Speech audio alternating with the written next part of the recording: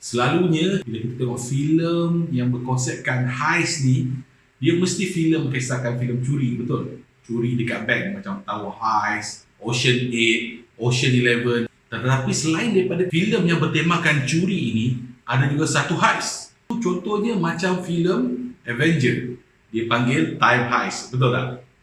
Tapi pernah dengar tak satu heist yang lain daripada yang lain? Yang ni dipanggil Dream Heist. Ini filem yang kita nak review hari ni. Jom.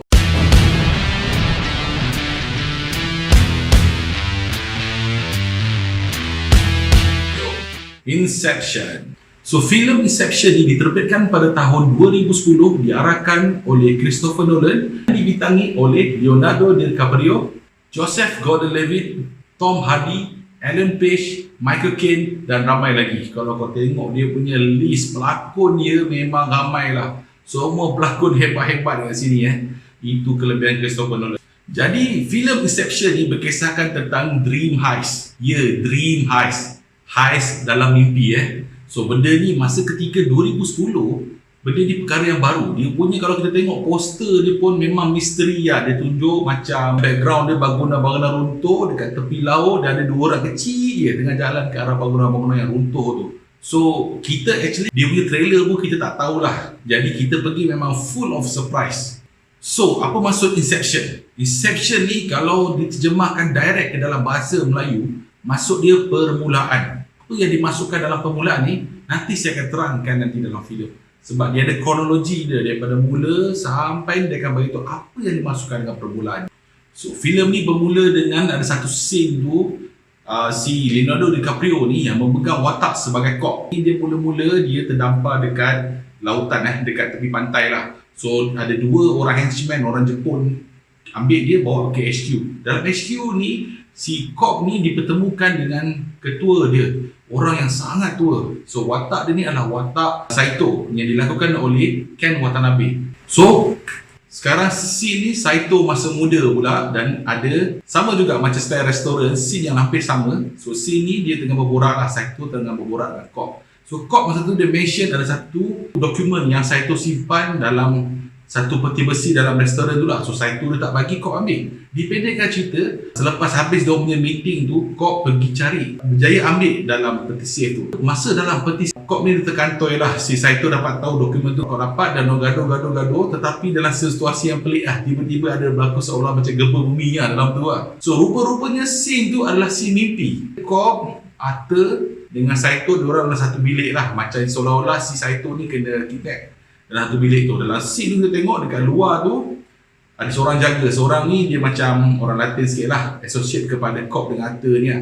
Sekali dua tiga semua terjaga daripada mimpi.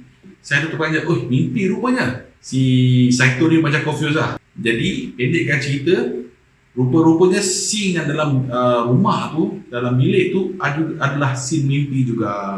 So back to the real world, rupa-rupanya 3 orang ni, 4 orang ni termasuk orang yang tukang jaga dalam bilik tu, diorang berempat termasuk Saito ni. Rupanya diorang ni share dalam satu mesin mimpi ni lah. Ada budak datang, buka balik dan diorang sedar. Bila dia sedar, Saito tak perasan apa-apa lah. So masing-masing buat tahu macam biasa lah. So macam mana origins mesin mimpi ni Mesin mimpi ni dia sebenarnya dicipta oleh satu profesor ni dengan kop untuk military. Kop ni dia bawa lari mesin tu lah. Okay, bila diorang ni nak balik, naik satu helikopter, rupa-rupa dalam helikopter tu ada Saito dah terkantoi. Rupanya Saito dah tahu bahawa diorang ni menjalankan espionage dream kepada Saito ni lah. So dalam tu Saito bagi tahu, dia kata aku impress dengan apa yang kau dah buat tadi lah. Jadi Saito offer kepada Arthur dengan Cobb ni untuk join dia buat satu dream heist. Sebenarnya syarikat Saito ni dia satu syarikat yang besar. Dia nak dapatkan tender-tender government lah. So dia ada satu kata apa rival lah ataupun pesaing yang hebat lah. So pesaing hebat ni adalah daripada syarikat Fisher Family. So Fisher Family ni dia memang satu konglomerat yang betul-betul besar sampai mana-mana syarikat lain tak boleh nak gugat dah. Dia asyik menang tender je. Owner Fisher Family ni nama dia Maurice Fisher So Maurice Fisher ni dia ni tenat dah nak mati tau. Bila dia mati, syarikat tu akan diserahkan kepada anak dia yang bernama Michael Fisher. So apa yang dia nak buat dalam dia punya heist ni, dia nak infiltrate mimpi Michael Fisher ni supaya Michael Fisher ni buat satu thought. Apabila bapa dia mati, syarikat tu milik dia, dia tak nak teruskan legasi bapaknya, sebaliknya dia nak jual. Jadi syarikat tu tak besar mana seperti yang ada lah. So kalau kita tengok kepada permulaan tadi, saya beritahu maksud inception tu bermaksud permulaan kan. So maksud permulaan kat sini adalah dia nak implant secara subconscious kepada Michael Fisher tu, supaya Michael Fisher ni secara permulaan dia nak buka syarikat tu kepada open lah. Mungkin dia serahkan sedikit kepada pakcik dia ke, share kepada kata apa, open share ke apa semua, saya tak tahulah. So lebih kurang macam tu lah. So bermaksud tujuan dia nak buat macam ni supaya syarikat-syarikat lain seperti syarikat Saito ni boleh bersaing lah, melawan dengan syarikat Fisher tadi tu. Jadi apa yang Saito ni tawar kepada si Cop ni? So selain daripada duit, apa yang menarik perhatian Cop, Saito ni dia offer Cop adalah untuk bebaskan, bersihkan criminal record yang ada dalam sistem supaya Cop boleh balik ikut jalan biasa, balik macam biasa, tak ada record, clean dan boleh jumpa family dia balik. So rupa-rupanya Cop ni dah lama tak jumpa anak-anak dia. So apa yang Cop buat, dia kumpulkan satu tim lah. Macam cerita heist yang lain, cerita nak rompak bank, diorang ada masing-masing personal dia, betul. So dalam cerita Inception ni pun, Dream Heist ni, dia ada juga personal dia, team dia untuk dia assemble kan. So first kali yang dia recruit adalah watak IMS. Watak IMS ni dilakukan oleh Tom Hardy. Bagi saya basically ini watak IMS ni macam lebih kurang style James Bond lah. Orang style, macho. Okay, so dia punya peranan dalam team heist ni, peranan dia adalah sebagai identity forger. So dia punya fungsi simple je. Dia masuk dalam ni, dia boleh menyamar jadi karakter lain lah. Dia boleh menyamar jadi perempuan, dia boleh menyamar macam orang dia menyamar. Dan orang yang lain tu keliling, walaupun dalam team ni percaya bulat-bulat bahawa orang tu yang dia menyamar tu real. Dia boleh ubahlah rupa dia basically lah. Itu kelebihan identity forger ni lah. So si Cop ni dia balik ke US secara haram. Okay, secara haram dia balik ke US. Dia pergi jumpa dengan satu profesor ni lah yang dilakukan oleh Michael Caine. Jadi dia nak cari arkitek. Profesor ni dia cakap dia dah kenal seorang. Dia perkenalkan dengan salah satu student dia yang bernama Ariadne. Si Cop dia rekrut Ariadne. So Ariadne ni, apa yang special tentang Ariadne ni? Ariadne ni, dia ni sebenarnya dia ni lebih kurang macam dia karakter, audience karakter lah. So that's mean apa yang saya suka tentang filem ni, dia letakkan exposition dia. Ada setengah-setengah filem lain, dia orang punya tulisan skrip, dia letak exposition. Exposition ni maksudnya dia nak terangkan kepada kita satu-satu. Ada yang style satu ni dia just narrated simple je, letak grafik, letak macam montage, letak macam ni untuk kenal. Itu memang kata apa, malas, script writing yang malas lah. So banyak scene-scene ni yang antara Cop, masa Cop nak training, nak terangkan rules dunia mimpi ni kepada Ariadne. Contohnya tentang subconscious. Bila Ariadne tanya siapa orang sekeliling ni, Cop explain dekat Ariadne ni bahawa diorang ni semua adalah subconscious. So diorang ni lebih kurang macam otak kita secara subconscious. Macam kita mimpi, kita jumpa macam-macam orang dalam macam real kan. So otak kita ni migratekan benda tu. So that's why secara subconscious je benda jalan. Dia tanya kepada Cop, subconscious ni kita boleh control tak? Cop kata tak boleh. Tapi kalau kau nak tanya dia, nak borak dengan dia boleh. Tapi ini adalah subconscious milik Cop. So dia ada rules dia. Kalau misalnya Ariadne buat perubahan sesuatu, dalam situ dia tunjuk Ariadne diubah jabatan, diubah bangunan, efek bangunan tu semua tu diubah sampai Cop terperanjat kan. Uish, kau boleh belajar benda ni, kau boleh buat benda ni dalam keadaan cepat So subconscious yang berjalan ni, orang-orang yang berjalan keliling tu kan, orang-orang rakyat dalam mimpi Cop ni sedar. Maksudnya Ariadne punya conscious cuma nak ubah sistem mimpi tu. Jadi apa yang berlaku, sistem subconscious tu serang terus kepada Ariadne. Kita diperkenalkan dengan satu watak baru. Cop ni dia rekrut Yusof. Masa Cop jumpa dengan Yusof ni, Cop beriman kepada Yusof bahawa dia nak buat mimpi sebanyak 3 layer. So standard yang kita tengok tadi tu first 2 layer lah. Arthur ada bagi tahu bahawa 3 layer mimpi ni adalah mustahil lah. Maksudnya mimpi 1, mimpi 2 dan mimpi ketiga. Cop kata boleh.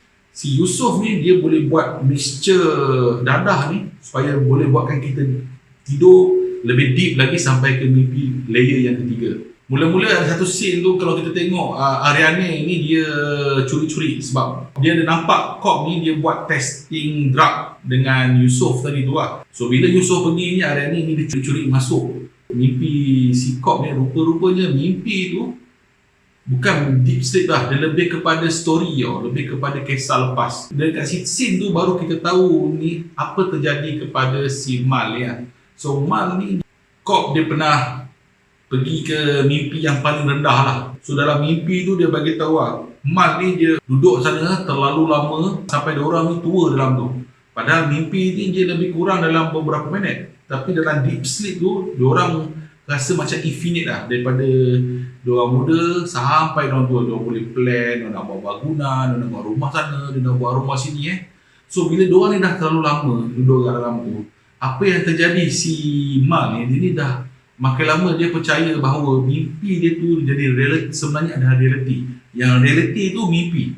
Apa yang si Mal ni buat, dia orang ni masing-masing ni, sebelum ni dia diperkenalkan ada satu token tau. Macam kita tengok Cobb, dia punya token ni benda yang spinning tu lah. So setiap kali bila dia mimpi, lepas dia sedar, dia akan ambil token tu, dia akan pusing lah. Tujuan dia kalau misalnya token tu dia pusing, okay, bila kalau kat reality dia pusing, dia dah habis, dia akan terbalik betul. Kalau token tu sentiasa berpusing, maksudnya dia masih dalam mimpi. Macam-macam token yang ada lah. Joseph Gordon-Levitt token dia lain. Yang si Ariane token dia macam yang chess queen tu. So masing-masing ni dia ada unique token masing-masingnya. So apa yang terjadi kepada si Mal ni, dia ambil dia punya token tu, dia simpan dalam satu box dekat satu dalam rumah dalam mimpi deep sleep tu. Mimpi yang paling bawah tu. Sampai dia sendiri lupa kat mana.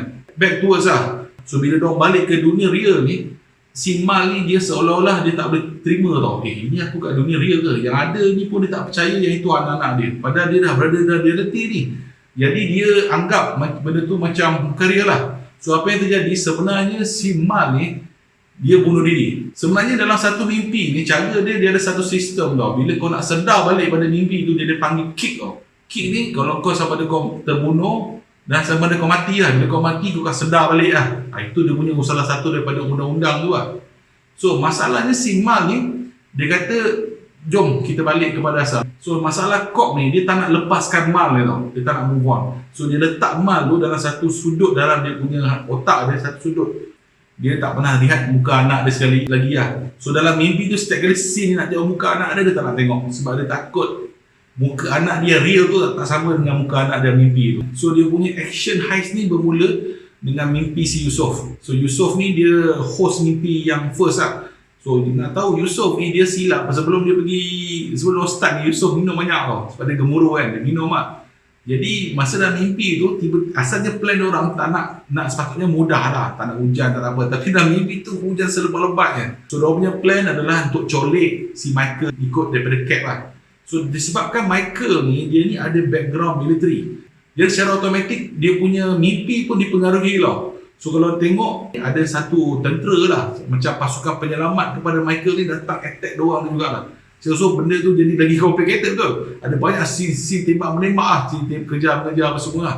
So si Eames ni, dia ni adalah forger betul. So Eames ni, dia ni menyamar sebagai pakcik kepada Michael tu lah, nama Peter, yang dilakukan oleh Tom Berenger. So kalau kau tengok Tom Berenger ni, dia ni otai lama tau. Tengok filem apa? Filem Sniper. Apa yang terjadi? Saito tu kena tembak. Cedera parah juga lah. Apa yang si Eames buat, dia nak bunuh, dia nak tembak terus je Saito supaya Saito sedar. Rupa-rupanya si Cobb dia tak bagi tahu akibat dia. Memandangkan dadah yang digunakan ni dadah yang jenis kuat, yang boleh turun kepada layer yang ketiga. Kalau diorang bunuh si Saito ni masa kat situ, Saito ni dia takkan terjaga tau. Apa yang terjadi, dia akan terus pergi kepada ini yang dipanggilkan dunia limbo, yang diperkenalkannya. So di sleep ni yang dunia yang tadi saya cerita tu, Cobb dengan Mal ni dia hidup sampai ketua tu.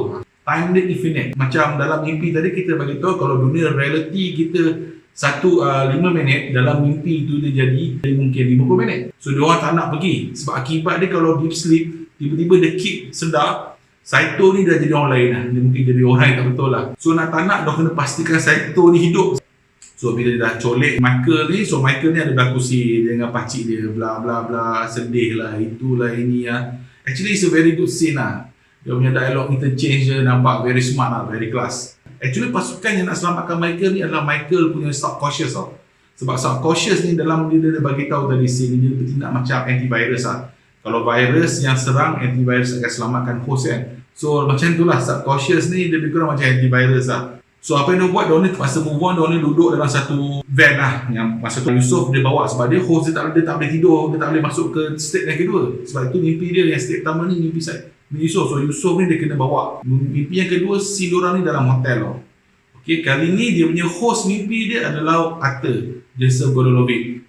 So bila kita tengok sebenarnya scene yang masa dekat van tu memang intense, memang suspense. Sebab dalam masa sama berlaku turbulence tau. Kalau pasal kejar-kejar kan, dia nak elak. Kalau dia elak je, kita boleh tengok scene apa tu, Joseph Gordon-Levitt dan tangan dia macam ni. Kalau dia pusing sini, kalau dia lompat ni. So benda tu sebenarnya suspend tau. Ada tak automatic kan, scene tu dia mempengaruhi juga tau. Mimpi tu, kalau benda tu bergegar, dia gegar. Kalau scene tu tiba-tiba kena terpercis air, tiba-tiba hujan tu dekat luar hotel tu jadi hujan lebat kan. So, si Cobb ni berjaya bawa Michael masuk dalam bilik. So dalam masa yang sama, tim diorang ni dah prepare lah. Okay, back kepada Saito tadi injured kan, dia dah tak boleh nak bangun kan. So scene yang baru ni, Saito dia boleh bangun lah, cuma dia ada rasa sikit-sikit sakit lah. Dia ada rasa tapi dia okey lah. Sebab dia dalam masa dia jadi lagi panjang kan dalam tu kan. Okay, so apa yang dia buat, diorang ni pula masuk mimpi deep yang state yang ketiga, layer yang ketiga. So state yang ketiga ni adalah mimpi Michael Fisher punya mimpi. Dia punya mimpi. Sebab diorang ni dalam cerita tu, diorang nak tahu apa yang ada dalam chest, dalam simpanan safety Michael Fisher. Bagi saya lah, my petty safe yang dia masukkan ni, dia sebenarnya metafor lah. Dia lebih kepada deep state hati kita tu lah. So deep state yang ada dalam hati Michael Fisher tu lah. Sebab tu dia digambarkan sebagai peti besi yang safe kan. So dalam layer kedua ni pun action banyak tau. Sebab Joseph Gordon-Levitt ni jaga diorang. Okay, kita boleh tengok lah. Bila dia check kat luar je, bodyguard terpadang, dia gaduh, ada banyak, ada singgaduh, tumbuk-tumbuk lah. So dalam masa sama, mimpi layer yang pertama tu berlaku kejar-kejar lagi. Dia ada satu scene tu dia terlanggar, dia lompat tau. Bila lompat, dalam dunia layer yang pertama tu dia macam dalam udara kan. So dalam layer kedua ni, seolah diorang ni tak ada gravity tau. Dia shoot macam diorang tak ada gravity lah. Memang menarik lah. Saya masa tengok tahun 2010, saya memang betul-betul surprise gila tau. Macam ni punya idea dia boleh buat, gila lah Nolan. Sebelum dia nak masuk layer ketiga, Ariane ni dia ada pesan kepada Cobb. Dia kata kalau kita makin pergi deep, ada mal. Jadi Ariane ni dia beritahu, kau kena jaga-jaga ni, sebab mal akan kacau kita lepas ni. Layer yang ketiga, suasana salji.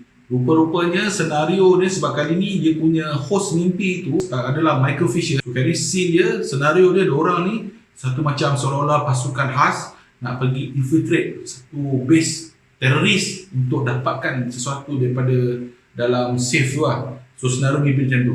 Berbeza dengan yang first layer dan second layer, Michael ni first layer, second layer, dia tak ingat apa yang terjadi sebelum-sebelum tu. Kali ni untuk layer yang ketiga dia ingat, sebab Cobb ni kali ni train dia lah. So, bila diorang move kepada base tu, apa yang terjadi? Rupa-rupanya dalam base, yang kawal peti besi tu adalah watak Mal tadi tu. Apa yang terjadi? Mal ni dia pergi bunuh si Michael. Macam yang si Cobb beritahu lah, bila kalau kali ni kau dah mimpi, kau dah kena tembak. Jadi apa yang terjadi? Michael ni dah pergi deep state tau, kepada limbo punya world tau. Jadi dia tak dapat nak buka benda tu lah. Jadi nak tak nak, kali ni Cobb dia kena pergi dekat limbo lah. Dia kena tidur sekali lagi. Daripada layer ketiga dia kena pergi satu layer bawah lagi yang paling rendah. Beza je kali Ariane cakap, aku nak kena ikut sekali. So kau cakap kau tak boleh ikut, bahaya. Nanti Mal ni jangan kacau kau. Dia tak apa. Kalau aku tak ada, kau memang tak boleh kenal mana yang reality, mana yang tak. Kau mungkin keputusan kau pada ketiga tu akan dipengaruhi oleh Mal kan. So Ariane ni pun ikutlah sekali Cobb, diorang masuk ke deep state. Okay? Saya tertarik lah dengan dia punya visualization lah, dia punya scenery by scenery lah. Dia interpret benda tu kan, layer by layer, dia punya cutting dia memang kemas lah. Dalam masa yang sama, kita ingat tau, yang first layer tu masih dalam keadaan kejam-kejar tau. Second layer tu pun dalam keadaan kejam-kejar tau. So memang hebat lah director ni, dia punya penulisan dia memang tip-top lah. Jadi ada satu yang berlaku tau, Saito ni dia dah nak mati tau. Dalam layer ketiga ni pun dia dah semakin lama semakin tenat lah. Walaupun dia tak kena tembak, tapi luka dia dekat dalam layer pertama tu dah membawa kepada layer yang ketiga. Luka dia yang kena tembak tadi tu. Jadi dia tak boleh buat apa, dia duduk kat situ lah. Jadi Im si bagi dia pistol lah. Kata kau jaga sini lah, kalau kau apa-apa kau tembak lah. Dia kata jangan risau, aku tak datang sebagai turis lah, datang ada peranan lah kat sini lah. So dalam limbo ni satu plot twist lah yang kita tak sangka-sangka lah. So plot twist ni rupa-rupanya kan, kalau kita tengok pada awal tadi kan si Mal ni dia simpan dia punya totem dalam tu lah. So dalam tu dia beritahu, dia kata, ingat tak, dia kata sebenarnya pada mulanya dia orang tak setuju bahawa bukan senang kita nak tanam, dia nak tanam thought tu dalam seseorang untuk buat exception tu lah. Tapi Kok bagi tahu bahawa benda ni boleh buat, dia pernah buat. Arthur tak percaya, tak ada seorang percaya sebab dia orang tak pernah buat. Jadi rupa-rupanya Kok bagi tahu sebenarnya dia yang tanam benda tu. Okey, kan kita tahu bahawa Mal ni dia tak percaya dunia mana satu realiti, mana satu bukan realiti kan. Tapi yang sebenarnya yang tanam benda tu adalah Kok sendiri. So apa yang Kok buat? Dia cari totem tu. Okey, dia cari totem tu, dia cari, dia jumpa peti tu, dia buka. Asalnya si Mal ni dia letak je tau. Dia just letak macam tu je. Apa yang Kok ni buat, dia ambil benda tu, dia pusing, dia tutup. Kan, dunia tu bukan realiti. So benda tu dia akan pusing sampai bila-bila lah. Selagi dia tak stop, selagi tu lah. So apa yang efek dekat Mal ni, dia jadi macam virus tau. So virus tu yang menghantui Mal punya pemikiran. Dan Mal anggap apa yang dunia yang diorang buat ni, yang dia ada kat realiti tu bukan realiti. Sebaliknya dunia yang limbo ni adalah realiti bagi dia. Yang punca dia bukan si Mal ni, punca dia adalah Kok sendiri. So berlakulah bergaduh, Kok dah jumpa dengan Mal, kan, adalah pertengkaran sekian bla bla bla bla. So Kok belas sekali dia bagi tahu Mal, maaf lah dia bagi tahu bahawa Mal ni dah mati dalam dunia realiti. Bila Mal tanya, kita kan dah janji nak hidup sampai ketua. So sedih lah scene ni lah. Dia cakap kita dah pernah hidup pun sampai ketua, kita dah pernah tua sama-sama pun, kita dah macam-macam kita pergi. Tapi dia minta maaf lah, dia yang buatkan si Mal jadi macam ni kan. So René marah, dia kata kau tak duduk sini, kita dah selamatkan ni. Dia kata tak apa, kan kau selamatkan si Michael, aku ada seorang yang aku nak selamatkan. Rupanya dia nak selamatkan Saito. Dia kata Saito ni by time macam ni Saito dah mati lah. Jadi aku kena bawa balik Saito ni ke dunia realiti supaya Saito ni honor janji dia kepada aku. So ending dia bunuh Mal dah mati, dia berjaya selamatkan Michael. So Ariane bawa Michael ke layer dunia ketiga. Okay, meanwhile dekat dalam layer pertama, rupa-rupanya dalam layer yang pertama tu, diorang ni jatuh tau, reverse. Dia buat kick yang pertama lah, jatuh kat sungai. So scene yang apa ni, layer pertama ni masih lagi dia nak turun tau, nak turun jatuh ke air. Oh memang suspense ya cerita ni. Memang suspense, memang gempak. Aku cakap, wah aku tak pernah tengok cerita macam ni, betul brilliant sel. Move on, semua dah sedar. Yang tinggal yang belum sedar ni ada 2 orang lagi tu je. Saito, dia dah mati, dia dah pergi kepada limbo, dan Kok dia pun pergi limbo juga. So Kok sedar dekat dalam limbo ni, scene tu actually adalah scene yang mula-mula tadi tu. Yang kita tengok Kok ni dia tersedar dekat pantai. Okay, ada 2 orang henchman Jepun tu ambil 2 orang kan. Sama, scene tu sama. Dan terus dia potong dekat Saito, dan Saito cakap, aku dah lama tunggu hidup aku dah tak ada masa lama nak hidup lah. So Saito ni dah tua gila lah. Kok bagi tahu Saito ni kita kena balik pada dunia realiti, dan Saito kena honor janji. Dan rupa-rupanya Saito dia ingat, dan dia memang tunggu seseorang untuk selamatkan dia lah. So ending dia dalam cerita tu, kalau kita tengok ending dia, bila Michael Caine bawa dia dekat rumah Kok dia sampai, dia nak ambil totem tadi tu, dia nak pusing, dia tengok benda ni real, aku ni mimpi lagi ke ataupun real. So bila dia pusing, dia dengar anak dia panggil. Kalau ikutkan dia tak nak pandang muka anak dia, tapi dia confident, dia mungkin dah rindu anak-anak dia semua. Dia nampak muka anak dia 2 orang, dia terus meluru ke anak dia. So scene dia habis dekat kamera pandang kepada totem tu. Totem tu pusing lama je, macam nak jatuh, habis. So macam mana kau rasa? Kau rasa dia si Kok ni masih dalam reality ke, ataupun dia masih dalam mimpi lagi? Dahsyat betul cerita dia. Sebenarnya pengarah dia saja je, biarkan kita konspirasi sendiri lah. Orang kata benda ni masih reality ke apa ke. Tapi dalam tu dia bagi tahu dia bagi tahu sebenarnya benda tu real. Okay, just scene tu bagi kita rasa gempak je lah. Jadi kalau kita tengok Christopher Nolan ni memang smart lah. Apa yang saya suka lah, dia punya skrip, dunia dia, world building dia punya undang-undang dia, law yang dalam movie tu, law mimpi tu memang dia tulis dengan cukup teliti lah. Dan dia punya execution dia, okay, filem ni actually dia menang 4 anugerah akademi tau. Salah satu dia skrip terbaik mungkin saya ingat lah, tapi dia visual terbaik. Dan masa zaman tu visual yang kamera yang bangunan berlipat-lipat dekat atas langit tu, yang macam kita tengok kat Doctor Strange tu, filem tu first yang buat. Tapi idea yang macam tu sebenarnya datang daripada komik Doctor Strange. Jadi Doctor Strange tu still originality Okay, tapi yang buat scene tu yang first filem Inception. So dia menang visual, dan paling penting sekali dia punya music score, Hans Zimmer. Hans Zimmer punya score dalam filem tu memang super lah. Dia gunakan low tone apa semua, memang dia score musik dia macam, kalau ikutkan macam modern era John Williams lah. Filem ni memang banyak kekuatan yang kita tengok yang memang orang kata apa, dia punya cara pemikiran, okay, cara penceritaan dia memang out of this world lah. Saya pelik lah kat Rotten Tomato dia punya skor 87% dia. Apa lah Rotten Tomato ni? Tapi saya lah, untuk filem Inception ni saya beri A+. Jadi kenapa saya bagi A+? Filem ni bagi saya, dia punya casting dia memang best. Lakonan super, direction super, skrip dia world class, out of this world. Dia punya visual cantik, sinematografi cantik, music score cantik. So bagi saya filem ni memang deserve dapat A+ lah. So jadi, apakah filem heist yang korang suka? Korang boleh tinggalkan komen kat bawah. Okay, korang boleh tulis selain daripada Dream Heist, Time Heist, ataupun Bank Heist or whatever heist, kau boleh tulis komen kat bawah, bagi tahu saya apa yang terbaik, kita bincang. Okay, so jangan lupa follow ZTV Malaysia.